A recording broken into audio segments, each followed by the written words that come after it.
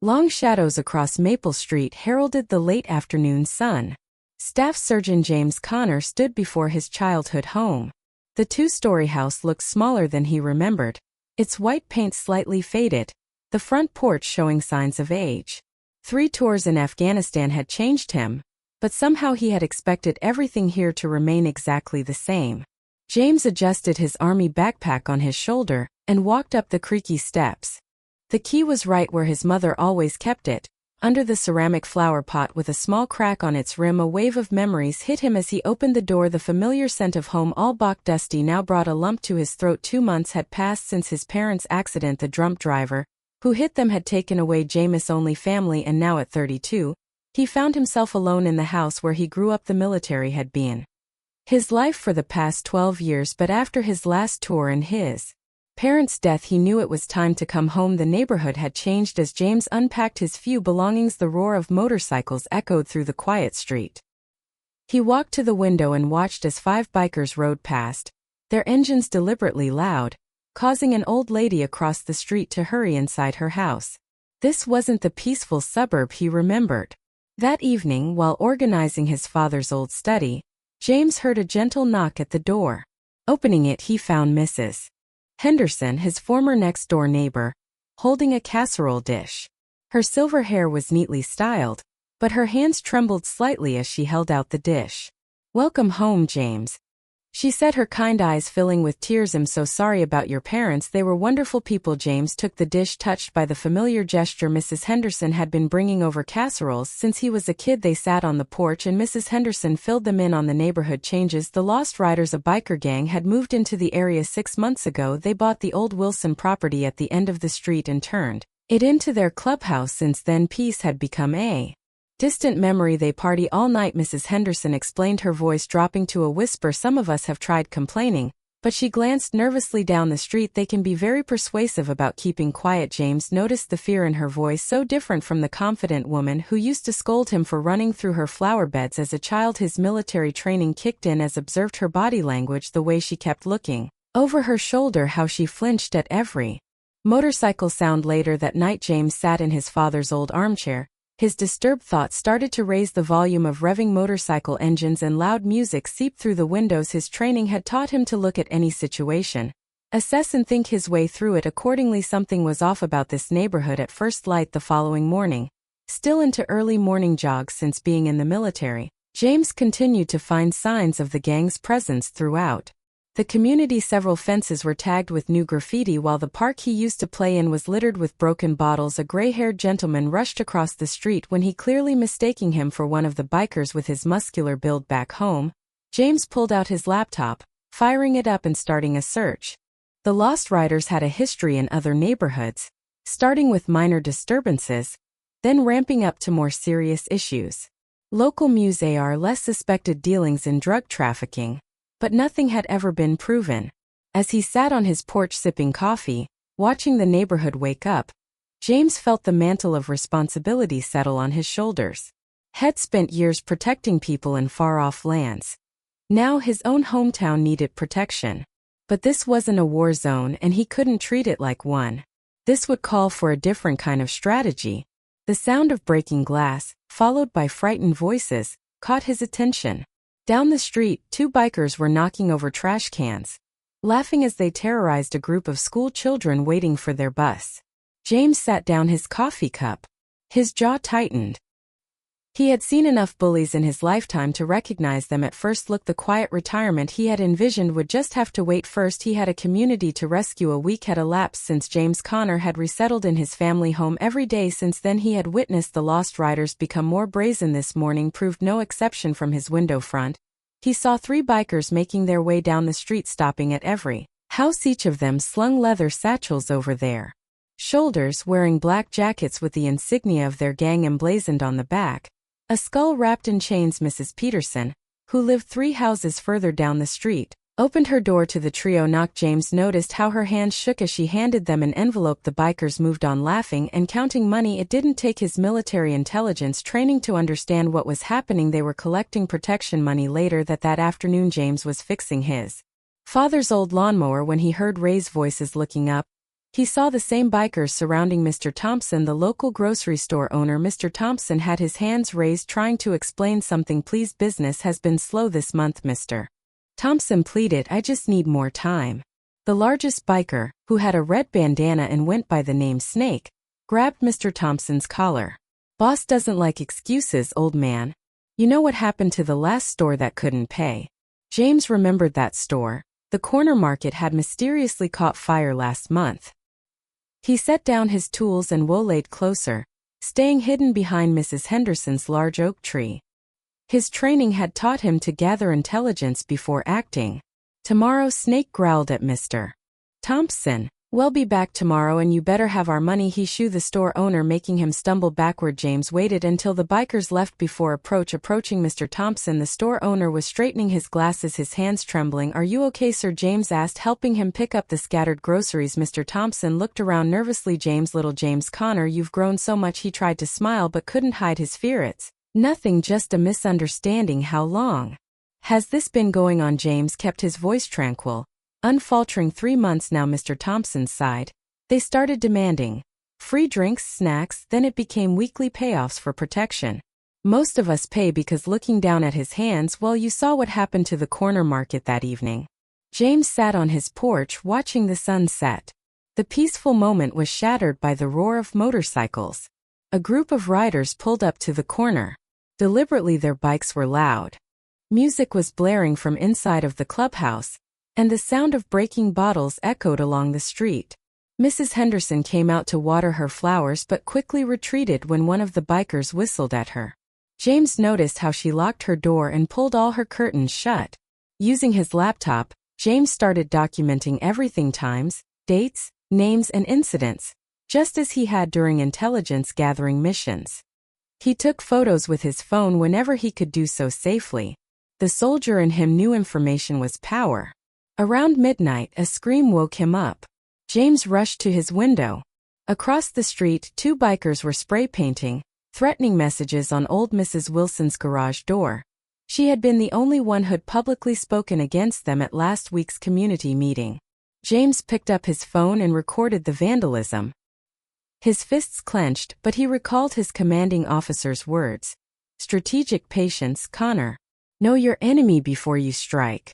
The next morning, James came across Mrs. Henderson in tears in her garden. Her beautiful roses were trampled, and on her fence a crude message sprayed. Pay up or else. I don't have much savings left, she sobbed. My husband's medical bills took everything and my pension barely covers food. James helped her clean the fence as them working on a plan. The Lost Riders were following a pattern had seen before, targeting the vulnerable using fear as a weapon, escalating gradually.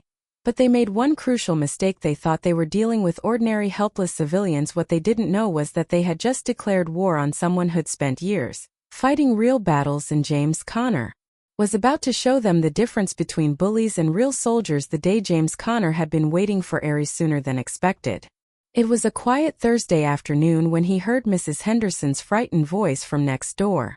Standing by his window, he watched as 3 bikers from the Lost Riders surrounded her on her own porch. Snake, the biker with a red bandana, towered over Mrs. Henderson. Behind him stood 2 other gang members. A skinny man with a snake tattoo on his neck, called Viper, and a heavily built man everyone knew as Tank. Listen, Grandma. Boss says your time's up. Either you pay double 'cause you're late or we start breaking things. Snake said, poking his finger into Mrs. Henderson's shoulder. Mrs. Henderson clutched her purse tightly. Please, I already told you I don't have any more money. My roses are all I have left for my Henry. Tank laughed and kicked over one of her flower pots. A ceramic pot shattered on the porch, spilling dirt and roses everywhere. Mrs. Henderson's eyes welled up with tears as she watched her beloved flowers were being destroyed. James had seen enough. He exited his house, calmly walking across his lawn to Mrs. Henderson's porch. His military training clicked in instantly. Evaluate the situation, find threats, keep control. Gentlemen, James said calmly, but his tone acknowledged the weight of command, several years spent giving orders. I believe the lady said no. The 3 bikers turned to face him. Snake looked at James from head to toe, smirking at how calm he was. Well. Look who decided to play hero. "This ain't your business, soldier boy."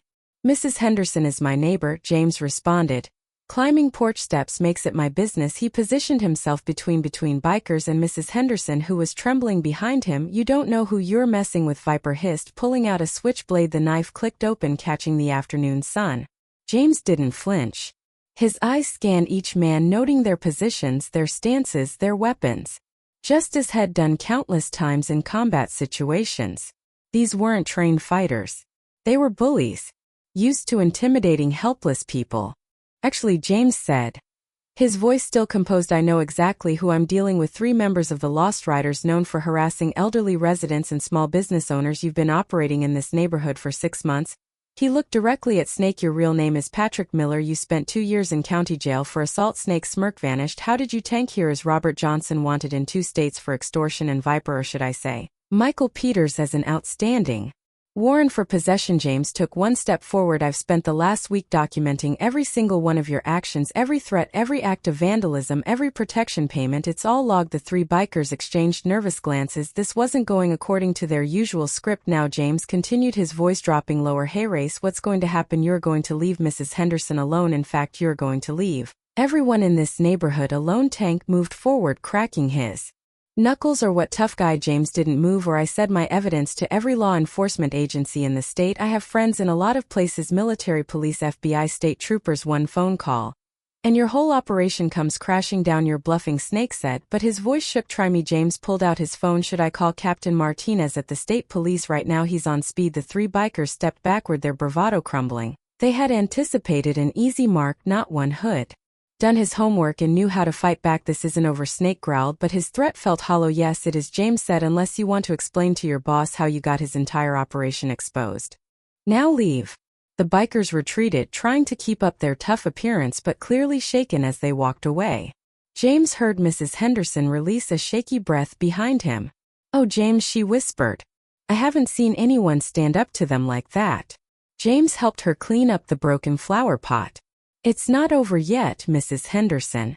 They'll be back, but this time they'll bring more men. And when they do..." He smiled slightly at the memory of his combat instructor's words. "The best battles are won before they're fought.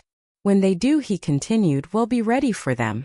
News of James Connor's confrontation with Snake and his gang spread quickly through the quiet neighborhood that evening. While James was installing security cameras around his house, he noticed how people watched him from behind their curtains. Some nodded in approval. Others looked worried about what might come next. Around sunset, Mr. Thompson from the grocery store walked over to James' house. He carried a brown paper bag filled with groceries. "These are on the house," Mr. Thompson said in a low voice. "What you did today, standing up to them, nobody's done that before." He looked back over his shoulder nervously and said, "But be careful, their leader, they call him Razor. He's different from the others, more dangerous." James took the groceries, thanking him, and watched as Mr. Thompson hastened back to his store. The old man was scared, and that told James everything he needed to know about this mysterious Razor. He sat at night in his darkened living room, staring out of his window while his military train had taught him that following an altercation, adversaries typically responded in one of 2 ways. They either retreat or escalate. He was betting on the latter. He didn't have to wait long. Around midnight, the sound of motorcycles pierced the silence of the neighborhood. This time it wasn't 3 bikers. 8 motorcycles pulled up in front of his house. James remained still, watching through his security camera's feed on his laptop.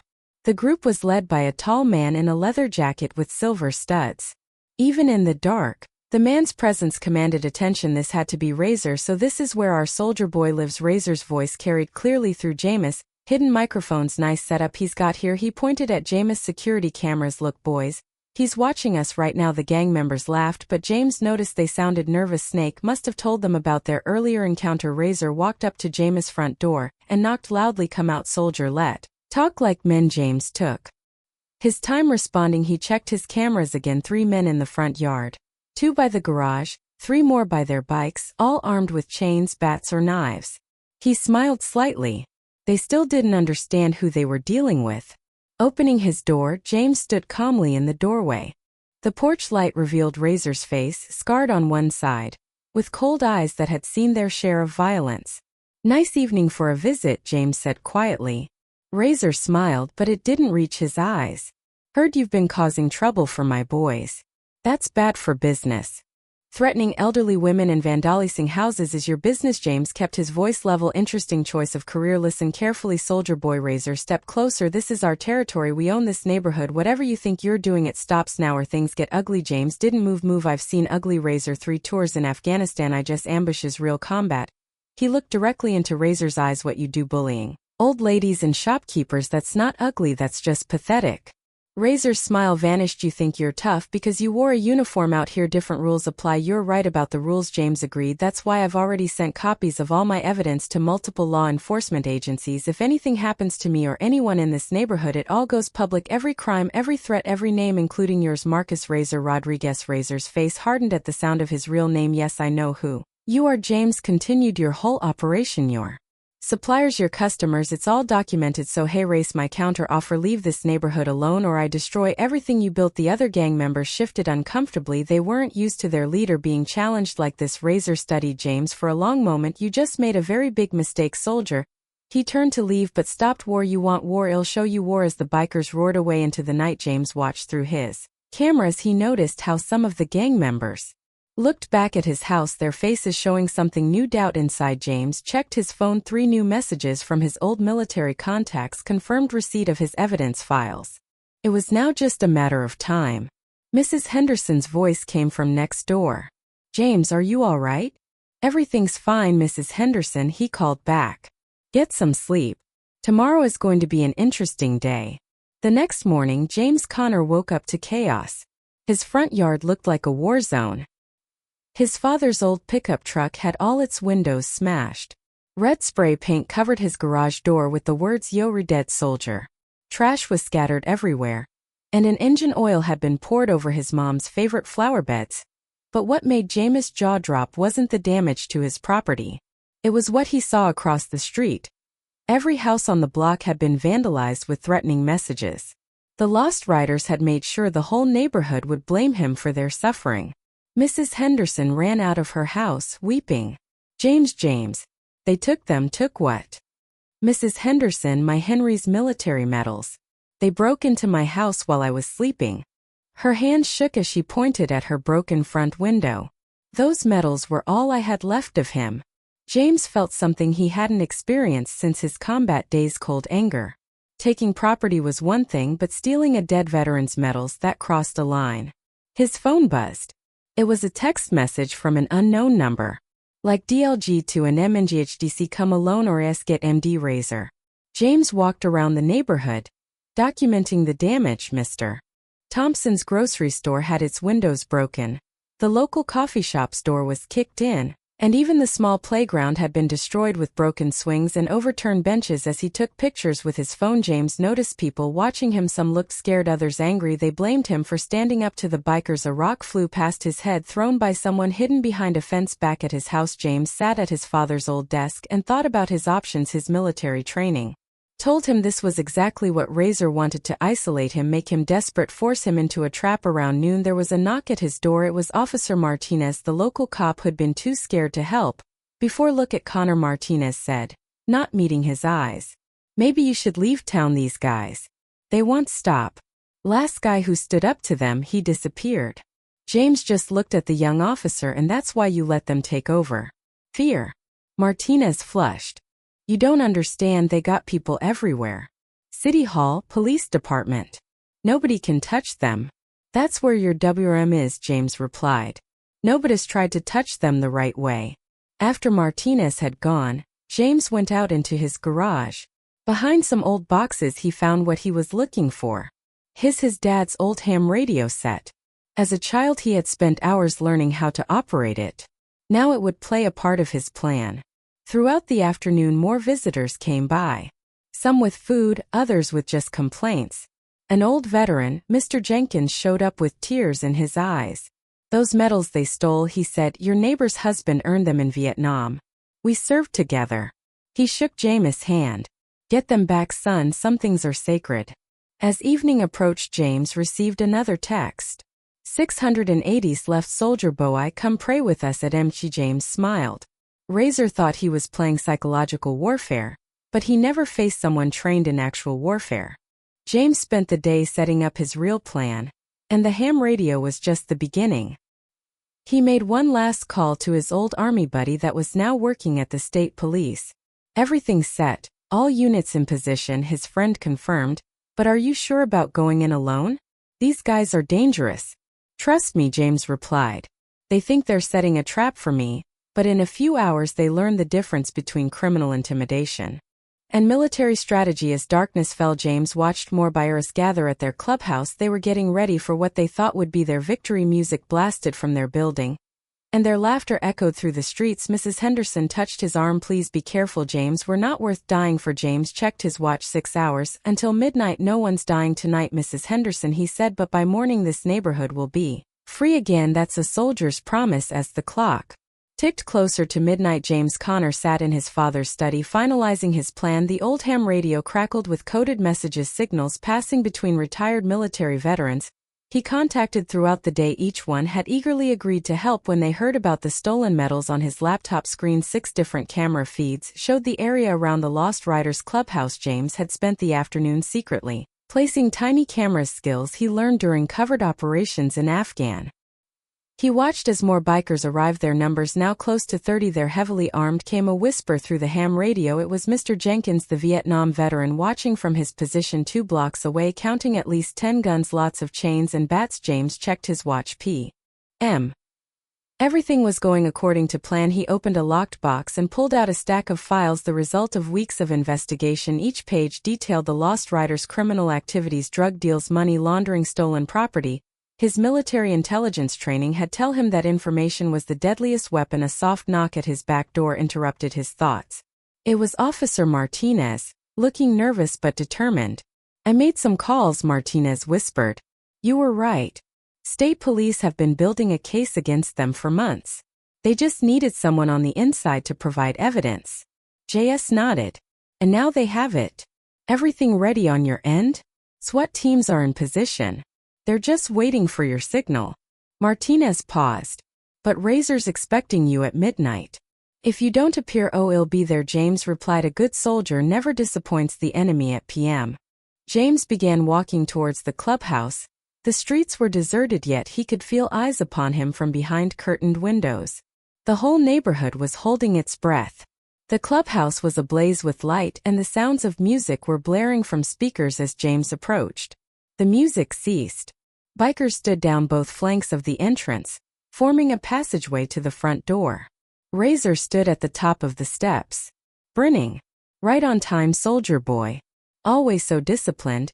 He held up something that made James' blood boil. Mrs. Henderson's husband's medals. Looking for these, James climbed the steps slowly, counting under his breath. He could hear through his earpiece the positions being confirmed by the hidden veterans around the building. 20 seconds until everything's in place. "You know what your problem is, Razor?"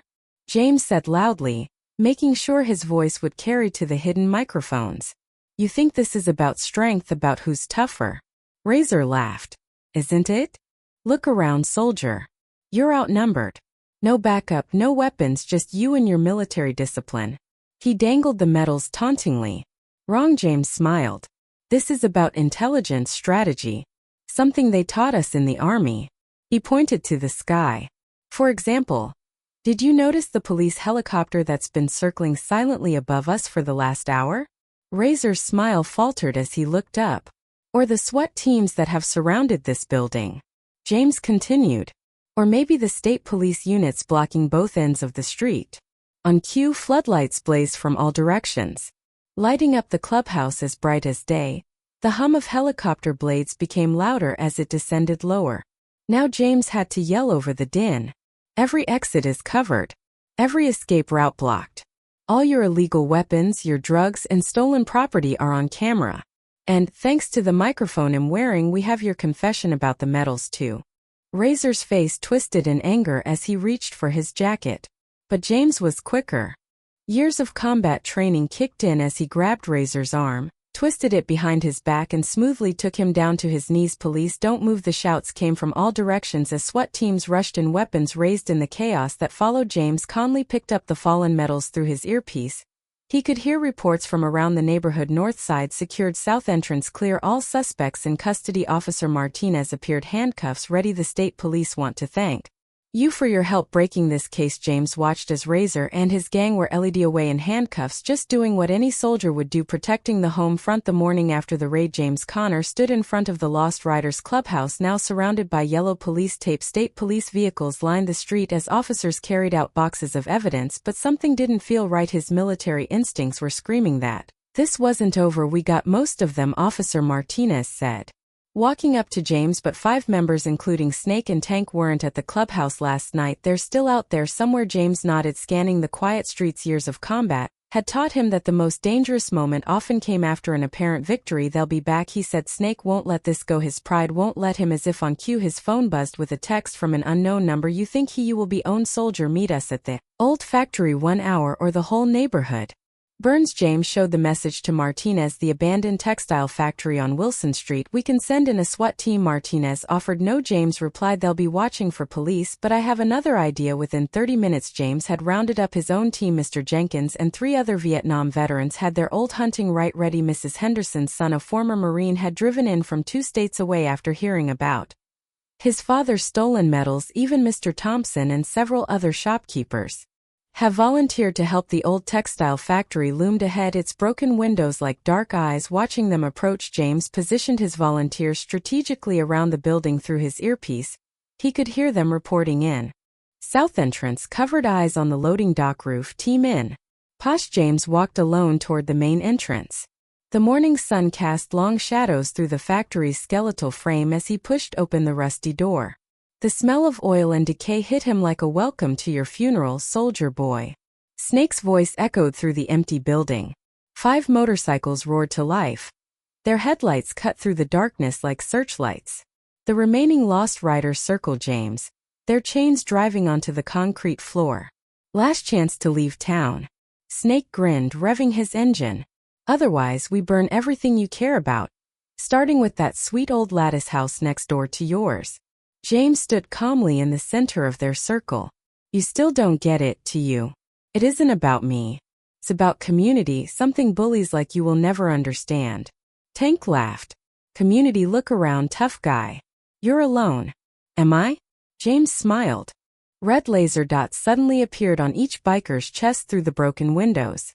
Rifle barrels glinted in the morning light. "Remember what I said about having friends in many places?" The bikers froze, finally realizing they were surrounded. "These men," James continued, "are veterans like me. That metal you stole, it belonged to one of their brothers in arms. And we take care of our own." Snake's face twisted with rage.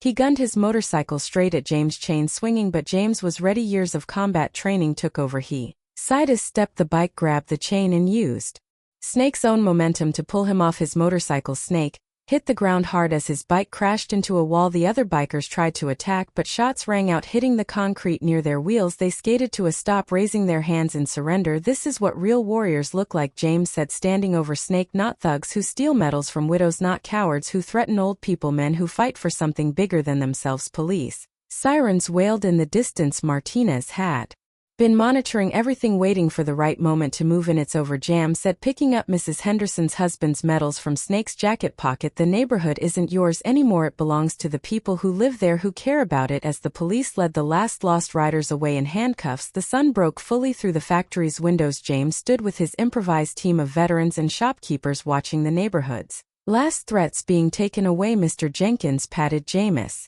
shoulder. "You know, son, sometimes the bravest battles aren't fought on foreign soil. Sometimes they're fought right here at home." James looked at the medals in his hand, thinking about all the men and women who'd fought for their homes and communities over the years. "The battle might be over," he said, "but our job isn't. We got a neighborhood to rebuild." 1 month had passed since the showdown at the old factory. The quiet neighborhood which James Connor had grown up in was slowly coming back to life. On this sunny Saturday morning, he stood in Mrs. Henderson's garden, helping her plant new roses to replace the ones the bikers had destroyed. "These will bloom beautifully spring," Mrs. Henderson said, her eyes welling up as she gazed at her husband's medals, now safely displayed in a new glass case on her mantel. The medals cleaned, In the morning sun, a reminder of both past and recent battles fought for this community. The sound of children playing caught James' attention. Where once there had been only fear and silence, the neighborhood playground now rang with laughter. Mr. Thompson had organized a community fund to repair the damaged equipment, and families were finally letting their children play. Outside once more, the Lost Riders' old clubhouse was being renovated by local authorities with community donations. It was now in the process of being converted to a veteran support center. James had come up with the idea when he discovered the number of former service members in the area who desperately needed aid as they struggled to readjust to civilian life. "You know," Mr. Jenkins said, walking up with a tray of lemonade, "all this reminds me of how neighborhoods used to be people looking out for each other, not hiding behind locked doors." James nodded, observing as Officer Martinez's patrol car drove by slowly. The young officer waved. No longer the fearful cop who'd once been too scared to challenge the bikers. These days he regularly attended community meetings and helped organize neighborhood watch programs. The grocery store's bell chimed as Mr. Thompson opened for the day. His windows, once broken by bikers, now proudly displayed signs. Family-owned. Community strong. Business was better than ever, with people from neighboring areas coming to shop after hearing about how the community had stood up to the gang. James called a voice. It was Mrs. Peterson from down the street. "The community center meeting starts in an hour. We need your input on the new security programs." After the incident, James had started teaching self-defense classes for residents and organizing community safety workshops. But more importantly, he helped create a support network where neighbors looked out for each other. As he walked to the meeting, James passed his own house. The garage door, once covered in threatening graffiti, now displayed a hand-painted American flag. A gift from the neighborhood kids. His dad's old pickup truck was fixed by neighborhood mechanics who would not take any money for the job, just said they were paying it forward. The community center was full. Faces that had once been riddled with fear now beamed with pride and confidence. On the walls, pictures hummed of the transformation of the neighborhood before and after, photos as the tell of revival. "Before I start, would like to make an announcement. Mrs. Henderson will be taking over as the president of the community board. I'd like to share some news. The state prosecutor called this morning. Razor and his entire gang have pleaded guilty, with the evidence James helped collect. They're facing long sentences. They won't be troubling any other neighborhoods for a very long time." Applause filled the room. James sat quietly in the back, remembering his father's words. Sometimes the greatest victories are the ones that bring people together. The meeting discussed plans for a community garden, after-school programs for kids, and a new emergency response system. What had started as a fight against criminals had become something more. A revival of community spirit. After the meeting, James walked home with Mrs. Hend. "Anders, you know," she said, "when you first came back I worried you brought the war home with you. But instead you brought back something we'd lost. Courage to stand together." James smiled, watching the sunset paint the neighborhood in warm colors. His military training had taught him how to fight, but it had also taught him the importance of protecting what matters. In Afghanistan, he fought for abstract ideas of freedom and safety. Here, Head fought for something you could, in touch with a community's right to live without fear. As evening fell, neighbors sat on their porches, children played in yards, and the sound of friendly conversations filled the air. The Lost Riders were gone, but they'd left something unexpected behind: a stronger, more united neighborhood. James sat on his own porch and joined the peaceful scene. Tomorrow he would start teaching another self-defense class, continue working on the Veterans Center, and help plan the neighborhood's first community festival. The soldier in him had found a new mission: not fighting wars but building peace, one neighborhood at a time.